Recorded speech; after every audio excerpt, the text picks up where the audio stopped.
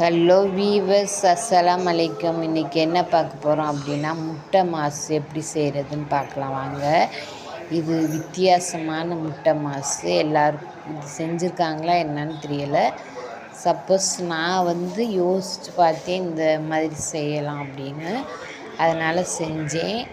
இப்போ என்ன செய்யும், ஒரு கடாயில் ஒரு எண்ணெயை ஊற்றிக்கணும், நல்லெண்ணெய் ஊற்றிக்கணும். ஊற்றிக்கிட்டு அடுத்தது வெங்காயம், தக்காளி, பச்சை மிளகா, பச்சை பட்டாணி, உரித்த பட்டாணி அதை சேர்த்துக்கிட்டு நல்லா அதில் போட்டு சுருள வதக்கிக்கணும். சுருள வதக்கின பிறகு நல்லா வெந்த உடனே நமக்கு தேவையான அளவு உப்பு கொஞ்சம் சேர்த்துக்கணும். சேர்த்துக்கிட்டு நல்லா கிண்டி விடணும். இது என்ன கீரைன்னு எல்லோரும் கண்டுபிடிங்க. யாராச்சும் இந்த கீரையோட பேரை சொன்னீங்கன்னா உங்களுக்கு ஒரு பரிசு உண்டு. இதோட கீரையோட பேரை யாராச்சும் சொல்லுங்கள். இது என்ன, நம்ம வீட்டு தோட்டத்தில் பறித்த கீரை தான். இது என்ன கீரைன்னு வீடியோவில் சொல்லுங்கள், கமெண்ட் பண்ணுங்கள். தேவையான அளவு உப்பு சேர்த்து நல்லா சுருள வதக்கணும்.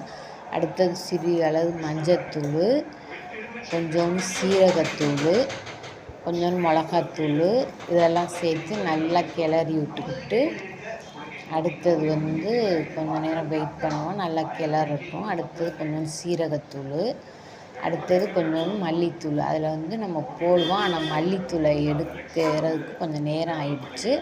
ஆனால் மல்லித்தூளை எடுத்து போட்டு நல்லா வதக்கி விட்டுக்கிட்டு தேவையான அளவு நமக்கு எத்தனை முட்டை தேவைப்படுதோ இந்த அரிப்பு மல்லித்தூள் அதை போட்டுக்கணும். போட்டுக்கிட்டு நல்லா கிண்டிட்டு முட்டை இப்போ நம்ம 3 முட்டை போதும் நம்ம வீட்டுக்கு. எல்லோரும் நோன்பு வச்சுருக்கிறதுனால கொஞ்சம் சாப்பிட்றதுக்கு தான். அதனால் 3 முட்டையை அதில் ஊற்றிக்கலாம்.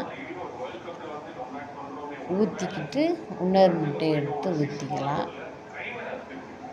ஊற்றி நல்லா வதக்கி விடலாம். எல்லோரும் இந்த முட்டையை செஞ்சு சாப்பிட்டு பாருங்கள். செம்ம டேஸ்ட்டாகவும் செம்ம ருசியாகவும் இருக்கும். நம்ம முட்டைனா ஒரே வெங்காயம் முட்டை அப்படின்னு போட்டு போர் அடித்து போச்சு. வித்தியாசமாக செஞ்சு சாப்பிட்டா தான் சாப்பாடும் நல்லாயிருக்கும்.